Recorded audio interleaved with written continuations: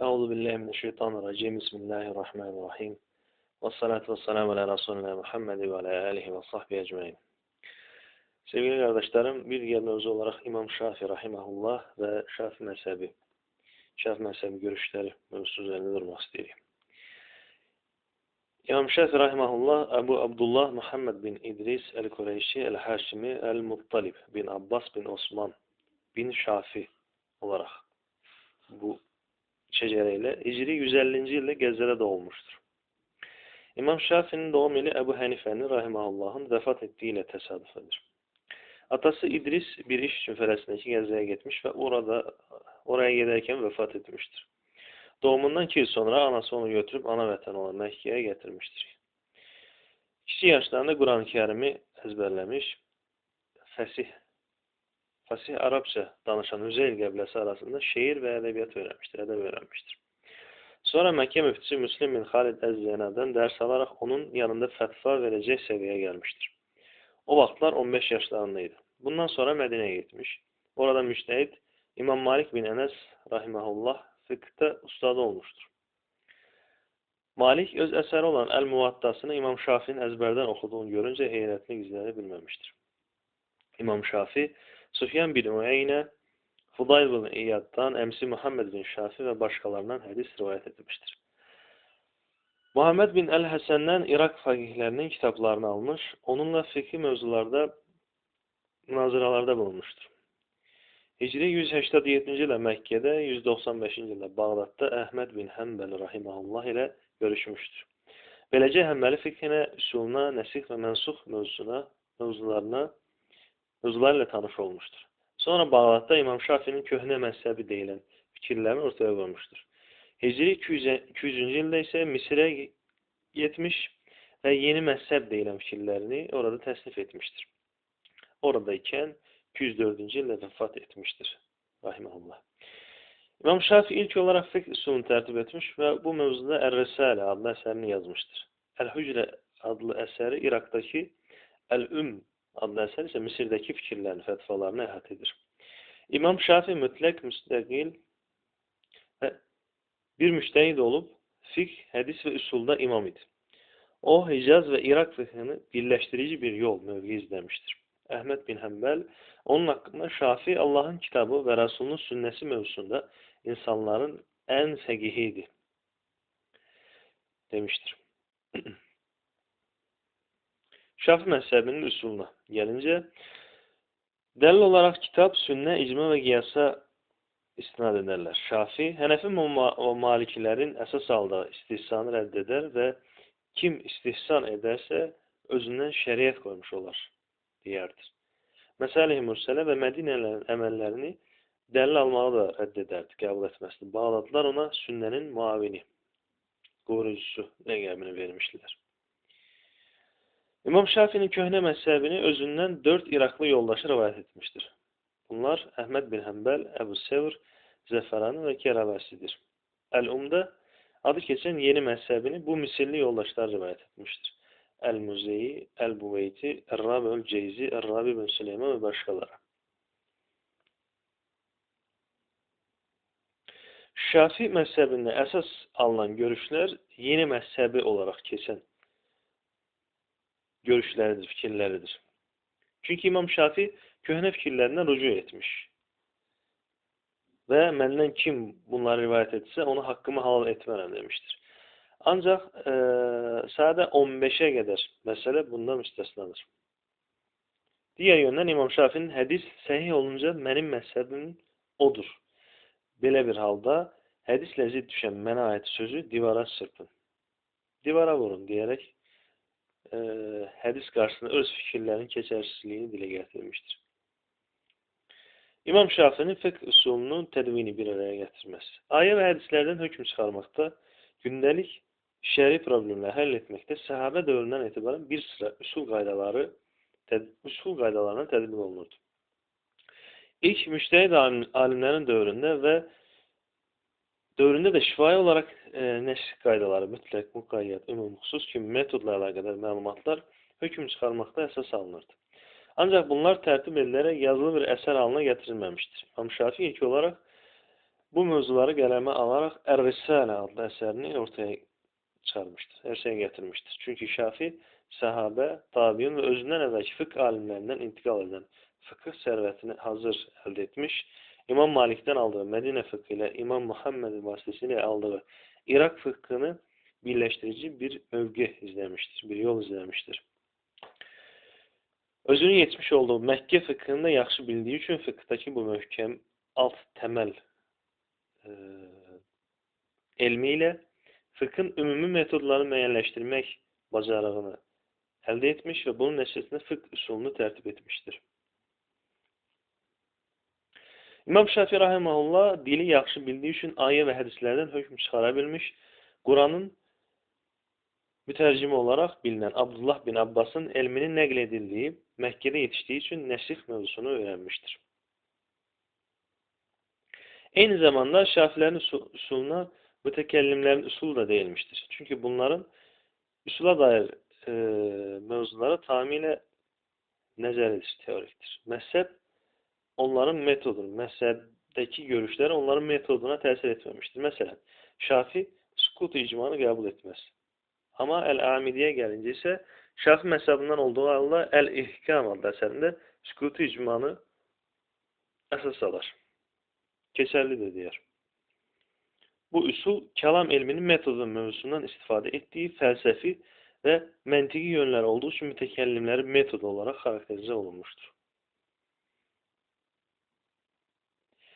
Şafi və Üsul-i Din metodu ilə yazılmış ən köhnə və ən əhəmiyyətli əsərlərin ən qədim, ən əhəmiyyətli əsərləri üçdür. Mü'təzilə məktəbindən olan Əbu'l-Hüseyn Məhəmməd bin Əli Əl-Basri Kitab-ül Mu'təməd, Şafi məktəbindən olan İmam-ül Harameyn Əl-Cüveyninin Kitab-ül Burhan və İmam Qazzalinin Əl-Mustasfa əsərləri bunlara aiddir. Bu üç kitabı Fəxrəddin Ər-Razi ixtisarlaşdırmış və bəzi əlavələr edərək əsərinə Əl-Məhsəl adını verilmişdir. Fəxrəddin Razinin davamı ilə Seyfuddin Əl-Amidi, Əl-İhkam, Siracüddin Əl-Urmavi, Ət-Təhsil və digərləri bu əsərləri xülasələşdirərək ixtisarla və şərhlərlə, əlavələrlə yenidən işləmişdir. Şafi fiqhinin dayandığı əsas qaynaqlar. İmam Şafi rahimehullah ictihadlarını dayandırdığı dəlilləri Əl-Adlı əsərində belə dilə gətirmişdir. Elm müxtəlif dərəcələrə ayrılır. Birincisi, kitab və sabit olan sünnədir. İkincisi, kitab və sünnədə hökm olmayan məsələdə icmanın. Üçüncüsü, bəzi səhabələrin sözləridir. Ancaq bu səhabə sözləri arasında ziddiyyət olmamalıdır. Dördüncüsü, səhabə-i kiram arasında ixtilaflı olan məsələlərdir. Beşincisi, qiyasdır. Bu da təməldə kitab və sünnəyə əsaslanır. Elm bu dərəcələrdən ən üstün olandan əldə olunur. İmam Şafi'nin adlı əsərində keçir bu görüşləri. Bu mənada Şafi məktəbi kitab və sünnəni İslam hüququnun əsas qaynağı olaraq qəbul etməkdədir. Çünki digər dəlillər də təməldə bu iki dəlillə əsaslanır və bunlara zidd ola bilməz. Şafi kitab və sabit olan sünnəni eyni sırada dəlil qəbul edər. Çünki sünnə Quranın bəyanını tamamlayır. Qısa izahatlarını mücməli genişləndirər və bəzi şəxslərin qavraya bilməyəcəyi incəlikləri izah edər. Buna görə sünnənin açıqlayıcı vəziyyətində hökmündə ola bilməsi üçün elm baxımından açıqladığı şeyin dərəcəsində olması lazımdır. Bir çox səhabələr də hədisə bu gözlə baxmışdır. Ancaq bu hal İmam Şafinin sünnəni hər yöndən Qurana bərabər saydığı mənasını verməz. Çünki hər şeydən əvvəl Quran Allah kəlamı, sünnə Həzrət Peyğəmbərin söz, hərəkət və təkrirləridir. Quran ibadət məqsədi ilə oxunar, sünnə bu məqsədlə oxunmaz. Quran təvatür yolu ilə sabitdir. Sünnənin əhəmiyyətli bir hissəsi təvatür yolu ilə sabit deyil. Böyük bir qismi. İmam Şafiiyə görə sünnə Quranın davamı, köməkçisi dərəcəsindədir. Buna görə gücünü Qurandan alır, onu dəstəkləyər və tamamlayar. İmam Şafiinin hədis alma metoduna gəlincə, İmam Şafi rahimehullah əhəd hədisləri dəlil olaraq almazdır. Bir, iki və ya daha çox səhabə tərəfindən rəvayət olunan və məşhur hədisin şərtlərini daşımayan xəbərlərə, hədislərə əhəd hədis deyilir. Hənəflər sənədində qopuq olmayan hədisləri mütəvatir, məşhur və əhəd olmaq üzrə üç qismə ayırır. Diğer əksəriyyət müştəhidlərə görə isə sünnə mütəvatir və əhad olmaqla ikidir. Məşhur sünnə isə öz başına bir növ, ayrıca bir növ olmayıb, əhad sünnə qəbilindəndir. Çünki məşhur sünnədə ilk dəqiqə raviləri təvatür sayına çatmamaqdadır.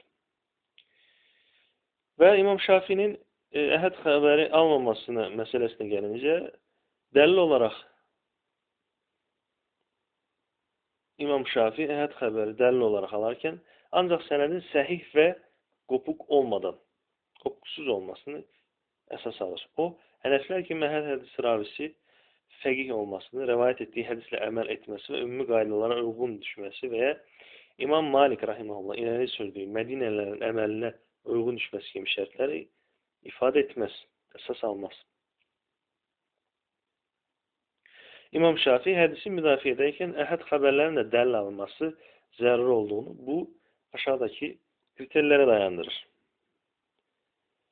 Həzrət Peyğəmbər İslam'a dəvət üçün təvatür sayında olmayan tək-tək elçilər göndərmişdir. Bu elçilərə ədədlərinin sayılarının qeyri-kafi olduğunu irəli sürərək qarşı çıxan hər hansı bir sahabe olmamışdır. Mal, can və qanla əlaqədar işlər iki adamın şahidliyi ilə qərar verilir. Halbuki iki adam təvatür sayı ilə sabit deyil. Həzrət Peyğəmbər özündən hədis eşitənlər bir adam belə olsa, bunu başqasına rivayət etmə icazəsini vermiş, hətta bunu təşviq etmişdir.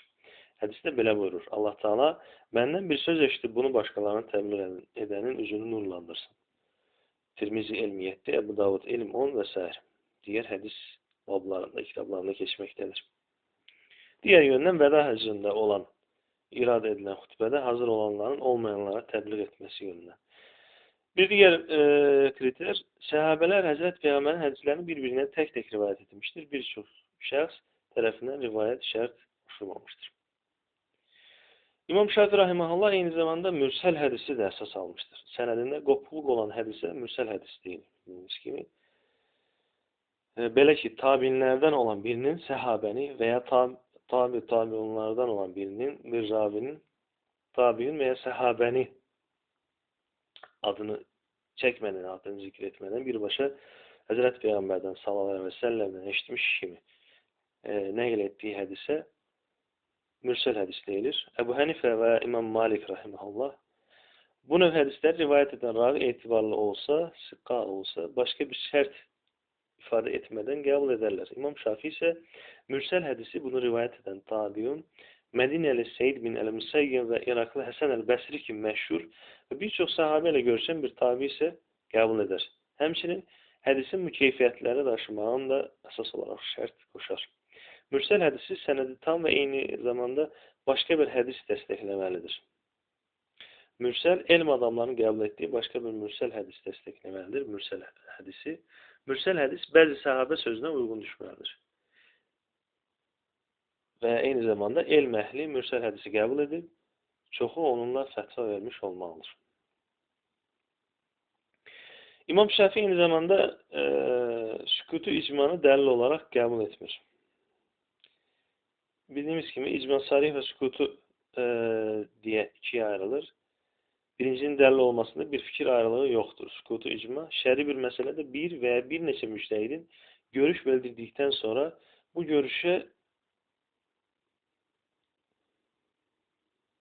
qəbul etməyən, o dövrdəki digər müştəhidlərin açıq şəkildə bir görüşü qəbul etmə və ya ona qarşı etirazlarını bildirmə məsələsində susmalardır.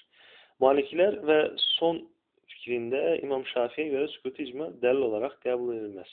Çünki müştəhidlərin bir mövzuda susması onların ifadə olunan görüşü qəbul etdiklərini ifadə etmədiyi kimi, qəbul etmədiklərini də ifadə etməz. Yəni, eyni zamanda qəbul etmədikləri kimi başqa bir səbəb də ola bilər.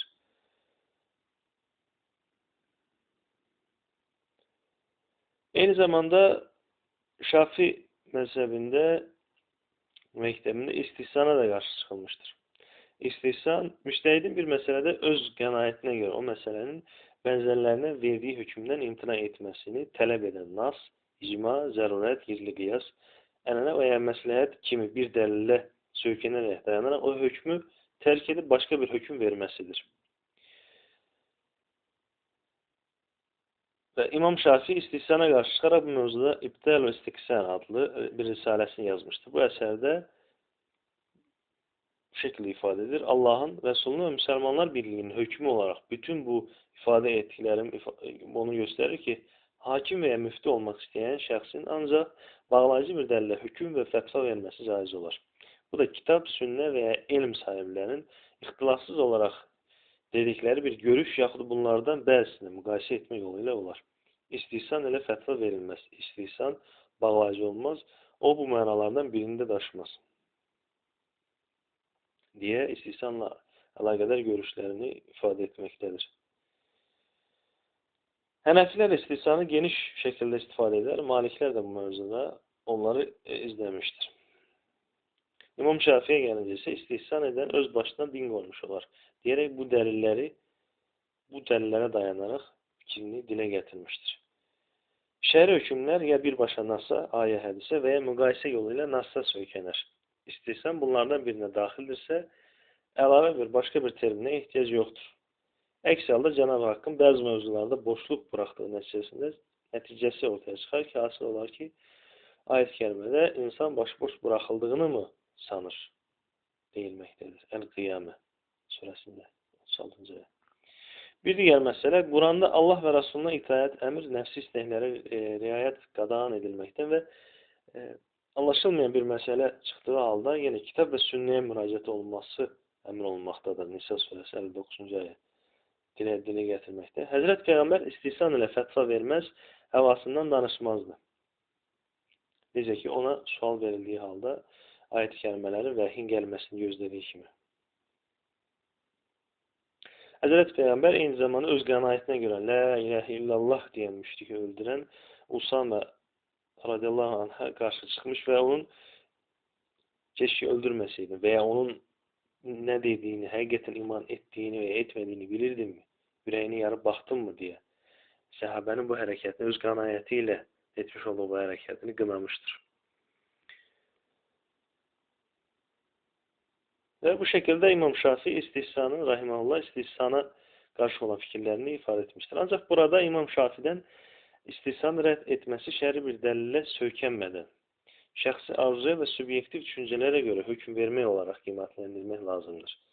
Reddettiği istihsanı. Şüphesiz belə bir istihsan Hənəflərin de Maliklərin de qəbul etmediği bir şekildir. Ve netice olarak istihsan üzerinde görüşe bakarken aslında mezhep alimlerimizin benzer fikirleri ve ifadeleri dile getirdiğini şahit olur. İmam Şafii rahimahullah sahabe sözünü esas alardı, delil alardı. Şafii usul alimlerinden bazıları onun köhne mezhebine göre sahabe sözünün delil aldığını, yeni mezhebinde ise bu fikirden imtina ettiğini dile getirmiştir. Ancak yeni mezhebini rivayet eden Rabi bin Süleyman el-Muradi'nin naklettiği başka bir eser olan Er-Risale'de Şafii'nin sahabe sözlerini delil olarak ifade ettiği görülür. Yine Şafii yeni mezhebine əhd eden El-Um adlı eserinde belə deyir. Kitap ve sünneni bilenler için üzür istemek veya yanlışlık söz konusu olmaz.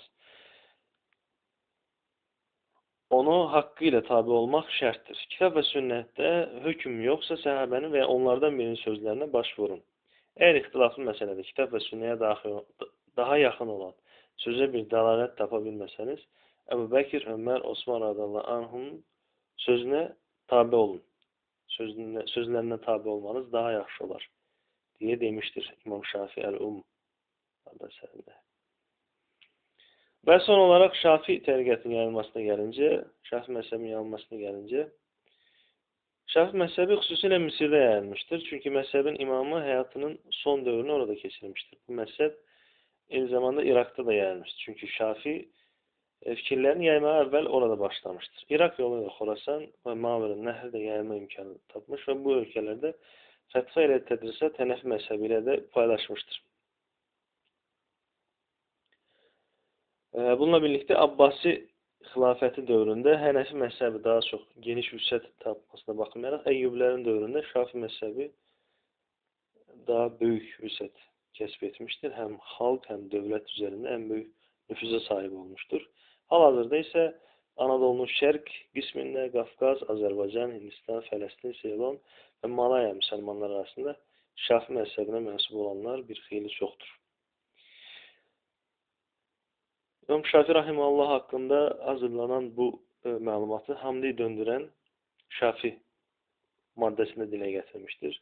Rəbbim məzhəb alimlərimizi haqqı ilə tanımağı və onların yolunda haqqı ilə davam etməyi bizlərə nəsib etsin. Və axırı dəvanə elhamdülillahi rabbil ələmin.